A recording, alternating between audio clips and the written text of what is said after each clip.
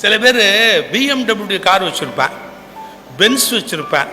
அந்த முதலாளி எப்படின்னா வீட்டிலேருந்து அதில் ஏறி உட்காந்து 12வது நிமிஷம் அவனுடைய ஃபேக்ட்ரி வந்துடும், அல்லது அவனுடைய ஆஃபீஸ் வந்துடும், கம்பெனி வந்துடும். 12 நிமிஷம் அதில் ஜேர்னி பண்ணியிருப்பான், போய் உட்காந்துருவான். அதுக்கப்புறம் ராத்திரி 8 அல்லது 8:30 மணிக்கு புறப்படுவான். அப்போ மறுபடியும் அந்த காரில் ஏறி உட்காந்து ஒரு 12 நிமிஷம் வீட்டில் போய் அப்படியே இறங்கிடுவான். 24 நிமிஷம் தான் அந்த பென்ஸு. அவனுக்கு ஒரு டிரைவர் இருப்பான். அவன் வண்டியை சும்மா ஏசி போட்டு 2 சீட்டு மேலே தூக்கி அப்படி காலை போட்டு அதில் அருமையாக ரேடியோவை போட்டுட்டு டிங் டிங் டிங் டிங் அந்த காலை ஆட்டிக்கிட்டு அவர் பிரேக்ஃபாஸ்ட் அங்கே தான் சாப்பிடுவார், லஞ்ச் அங்கே தான் சாப்பிடுவார். அப்புறம் வேணும்னு தோணுச்சுன்னா கார் எடுத்துகிட்டு போய் அவருக்கு சிகரெட் வாங்கிட்டு வருவார். அவருக்கு வாங்கிட்டு வருவார். இந்த பென்ஸ் காருக்கு ஓனர் மட்டும்தான் முதலாளிய ஒழிய வாழ்நாள் முழுக்க அனுபவிக்கிற யோகம் யாருக்குன்னு கேட்டா அவர் டிரைவருக்கு தான். கடவுள் அந்த பென்ஸை முதலாளிக்கு படைக்கல, அவனுக்கு தான் படைச்சு வச்சிருக்கிறார். யார் அனுபவிச்சாங்கிறது தானே சார் முக்கியம். அப்ப வாழ்க்கை என்பது நீங்கள் சேகரிப்பது அல்ல, குவிப்பது அல்ல, வாழ்ந்து அனுபவிப்பது. ஒருத்தன் என்ன பண்ணா, அவனுடைய எல்லா பணத்தையும் போட்டு ஒரு தங்கத்துல ஒரு செங்கல் மாதிரி பண்ணி வச்சுக்கிட்டான்.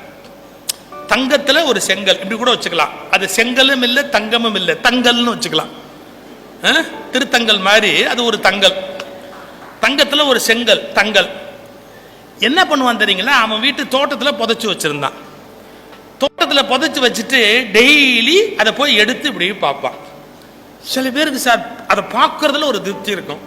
எவ்வளவு பேர் பாஸ்புக்கை பார்த்து சிரிக்கிறவன் இருக்கான் தெரியுங்களா, அவனுடைய பாஸ்புக்கை எடுத்து அப்படி 99 கிளப்பு அதை பார்த்த உடனே ஒரு திருப்தி இருக்கும். அந்த பாஸ்புக்கை பார்த்துட்டான்னா மறுபடியும் அதை எப்படியாவது போட்டு ரவுண்ட் பண்ணி அதை 60,000 70,000 ஆக்கிடலாம் அப்படிங்கிற ஐடியாவில் அதை பார்க்கறதுல ஒரு திருப்தி இருக்கும்.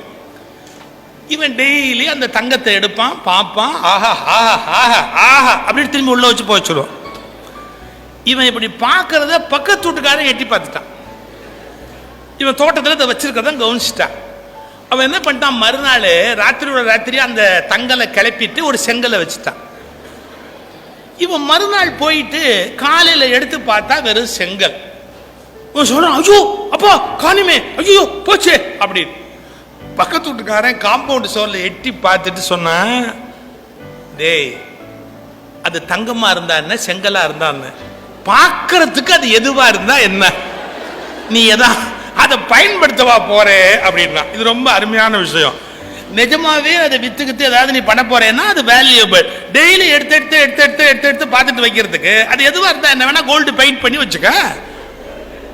தப்பா நினைக்காதீங்க. 100க்கு 90 பேருடைய இயல்பு என்ன தெரியுங்களா, அது மாதிரி அக்யூமுலேட் பண்றது அப்படிங்கறதுல என்னமோ நமக்கு ஒரு பெரிய சந்தோஷம் இருக்கு.